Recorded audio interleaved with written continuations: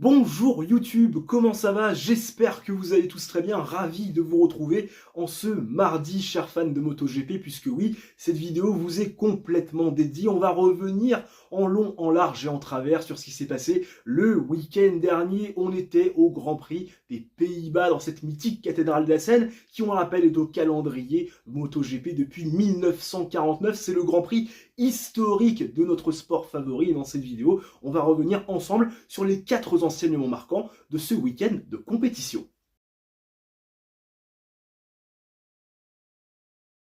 Et le premier, et certainement le plus important, c'est que Francesco Bagnaia a été intouchable. Week-end royal de la part du double champion du monde italien, Francesco Bagnaia. On le sait, c'est son jardin à Assen qui s'est imposé en 2022, en 2023 et encore cette année en 2024 à Francesco Bagnaia, en forme dès les essais le vendredi. Autant vous dire que c'est assez rare pour être signalé. Et Francesco Bagnaia, il n'a laissé que des miettes à ses adversaires. Pole position, vainqueur en sprint race, vainqueur du Grand Prix le dimanche. Clairement, Francesco Bagnaia, il nous a fait un hat-trick légendaire et on l'a senti en contrôle tout au long du week-end. Clairement, il était intouchable et il n'y a pas eu un seul grain de sable qui a pu se mêler dans la machine. Très clairement, on était très confiant pour lui. On n'imaginait absolument pas un scénario catastrophe pour l'Italien, tellement il était en confiance, tellement il était calme et tellement il était serein. Les procédures de départ, il les maîtrise parfaitement, il est très agressif, très entreprenant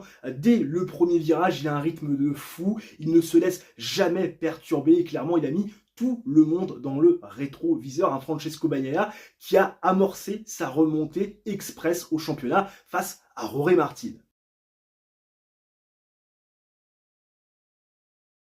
Et justement, Jorge Martin, il en est question, parce que si le Martinator n'a pas été royal comme Francesco Bagnaia, eh bien quand même, il a tenu les comptes, et plutôt bien l'ami Jorge Martin, puisque oui, il termine deuxième de la sprint race et deuxième du Grand Prix le dimanche, la course qui compte vraiment. Et l'ami Jorge Martin, il ne concède que 8 points sur l'ensemble du week-end à son rival, le double champion du monde italien, et même mieux que ça, il est toujours en tête du classement pilote avec 10 longueurs d'avance sur Francesco Bagnaia. Et on va pas se le cacher, c'est un petit exploit de la part de Jorge Martin, parce que Jorge Martin, vous le savez peut-être pas, mais il a un peu d'inimitié avec ce Grand Prix des Pays-Bas, puisque oui, Jorge Martin, son meilleur résultat avant cette année, c'était une 5e place en 2023. Avant ça, il avait terminé 7e en 2022 et un abandon en 2021. Et je pense que Jorge Martin s'est beaucoup rassuré sur ce week-end de compétition. Certes, il n'avait pas le rythme pour accompagner Francesco Bagnaia. D'ailleurs,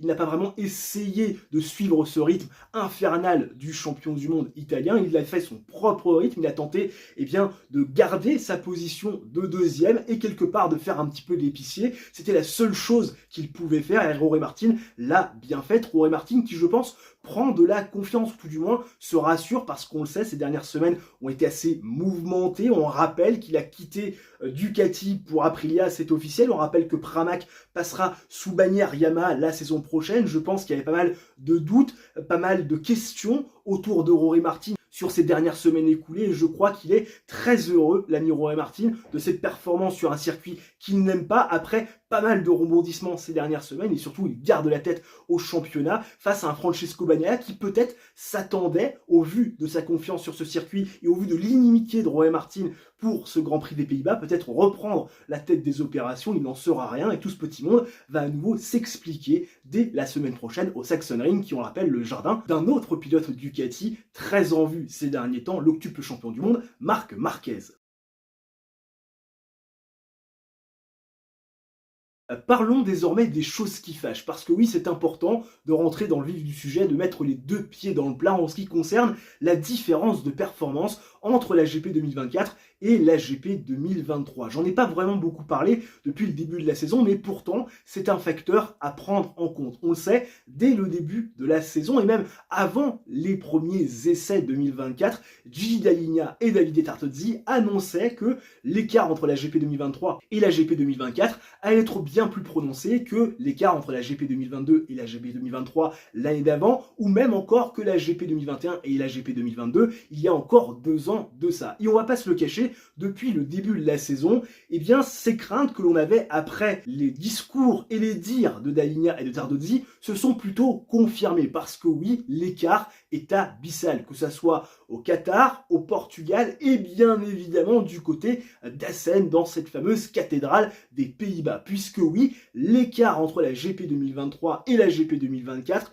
est colossal. Pour vous donner un petit ordre d'idée, en 2022, Francesco Bagnaia remportait la course juste devant l'ami Marco Bezzecchi. Et à cette époque-là, Marco Bezzecchi avait concédé 44 centièmes sur le double champion du monde italien, soit 17 millièmes de retard par tour par rapport à la Ducati de l'année en cours. En 2023, Francesco Bagnaia s'impose face à ce même Marco Bezzecchi avec 1,2 secondes d'avance sur le pilote VR46, soit un avantage de 47 millièmes par tour. Et cette année, en 2024, Francesco Bagnaia a remporté la course avec 8,2 secondes d'avance sur le premier pilote Ducati titulaire d'une GP 2023, à savoir Fabio Di Gianantonio, un écart abyssal de 319 millièmes par tour. Bref, un gouffre, et on va pas se le cacher, ce n'est pas pour me rassurer, parce que oui, les pilotes GP 2023 depuis le début de la saison, à l'exception de Marc Marquez, ont été incapables de se battre pour les podiums et les victoires. Et on le sait,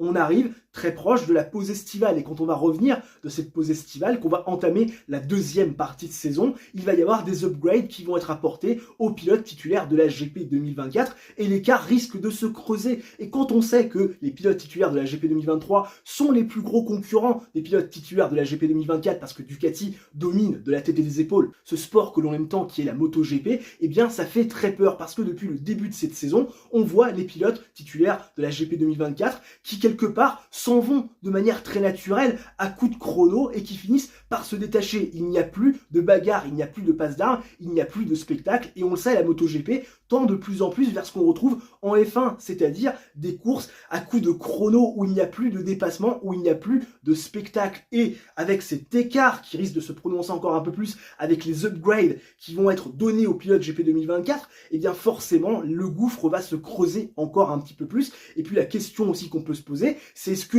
Jorge Martin va aussi pouvoir prétendre à ces améliorations, lui qui, on le rappelle, l'année prochaine, va aller chez Aprilia. Divorce avec Ducati, qui ne s'est pas vraiment bien passé, Ducati qui n'a pas apprécié le fait que Martin prenne les devants comme ça. On sait que Pramac va passer sous bannière Yamaha la saison prochaine. Est-ce que Ducati va donner les améliorations et les upgrades à Jorge Martin? Ont-ils vraiment des raisons de le faire? Et ça m'inquiète énormément en vue de cette deuxième partie de saison, parce que si tel est le cas, eh bien on va se retrouver avec un Francesco Bagnaia qui va être intouchable, et il n'y aura absolument plus d'enjeu, absolument plus de suspense et absolument plus de spectacle. Et je vais pas vous le cacher, ça me fait vraiment très peur. Un petit mot désormais sur Fabio Quartararo, puisque oui, on va quand même terminer cette vidéo sur une petite touche Frenchy. Fabio Quartararo, l'un de nos deux pilotes tricolores présents en MotoGP, et le champion du monde 2021, a réalisé un Grand Prix mi-figue, mi-raisin du côté des Pays-Bas. D'ailleurs, si on doit résumer son week-end néerlandais, on peut dire qu'il y a de l'espoir sans les résultats, puisque oui, Fabio Quartararo, tout comme Alex Rins, à qui on souhaite un prompt rétablissement, a effectué il y a quelques jours du côté de Valence des tests qui sont avérés plutôt concluants, puisque Fabio Quartararo lui-même a dit qu'il était très satisfait du nouveau moteur Yamaha qu'il va pouvoir utiliser en course à partir normalement du Grand Prix du Japon. Mais vous le savez, la mentalité Yamaha a un peu évolué. Fabio Quartararo, il a mis des grands coups de pied dans la fourmilière histoire que les Japonais se bougent le cul, et on a amené des ingénieurs de F1, des ingénieurs de chez Ducati pour justement instaurer une mentalité européenne dans cette structure japonaise, et tout va très vite, et il y a eu une amélioration moteur a priori significative du côté de ce GP d'Assen. Alors encore une fois, très difficile de savoir réellement où est véritablement la Yamaha en termes de performance, parce qu'on le sait, Alex Rins, qui est quand même un pilote de qualité, un pilote qui techniquement peut utiliser le plein potentiel de Yamaha, a été incapable de terminer une course, que ce soit sur la course sprint ou sur la course du Grand Prix le dimanche. Donc difficile de savoir réellement quel est le niveau de cette Yamaha quand on sait que Fabio Quartararo est capable clairement de la sublimer pratiquement à chacune de ses sorties. En tout cas, ce qui est sûr, c'est que factuellement parlant, cette Yamaha est toujours autant à la ramasse. Alors certes, Fabio Quartararo a marqué des points sur la course sprint, terminant au 7e, et puis bien évidemment une 12e place du côté de la course longue le dimanche, où il s'est plaint d'un problème pneumatique, des pneumatiques qu'il n'a pas réussi à mettre en température, des pneumatiques avec lesquels il n'arrivait pas à performer sur cette fameuse course longue, alors qu'on le sait, c'est normalement une de ses forces, cette course le dimanche, très longue, où justement quand le pneu finit par s'user, il est capable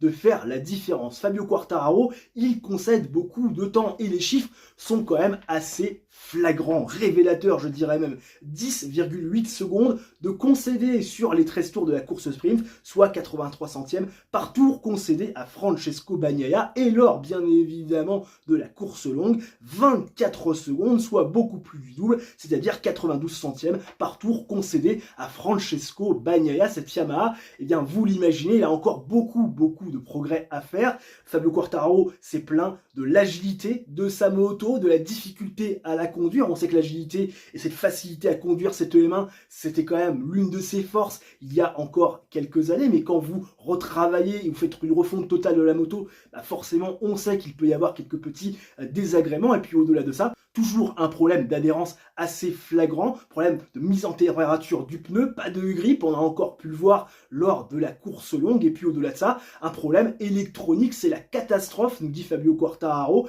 Fabio Quartararo, en fait, eh bien, il pilote à l'ancienne, c'est lui qui doit tout gérer, et c'est quand même très difficile dans ces conditions-là. En tout cas, il sera forcément intéressant de voir l'évolution de Yamaha dans les prochaines semaines, mais ce qui est sûr, c'est qu'on aura une idée de la progression de Yamaha sur le point de vue moteur, sur le point de vue de l'adhérence, sur le point de vue de l'agilité et de la facilité à conduire cette EM1 uniquement à partir du Grand Prix du Japon. Là, on est en train vraiment de travailler complètement à cette refonte totale de la machine. Ça nous donnera aussi une idée, eh bien, de la machine que Fabio Quartararo va avoir entre les jambes en 2025. Lui qui veut impérativement qu'on se concentre sur les 2 dernières années restantes avec cette réglementation actuelle, avant véritablement de travailler sur la nouvelle réglementation 2027 que Yamaha prépare un petit peu secrètement, on le sait. Normalement, une réglementation qui devrait les avantager, mais ce qui est sûr, c'est qu'il va falloir prendre son mal en patience. C'est un travail de fourmi, et pour l'instant, Fabio Quartararo, tout comme Alex Rins, semble avoir la bonne attitude. N'hésitez pas dans les commentaires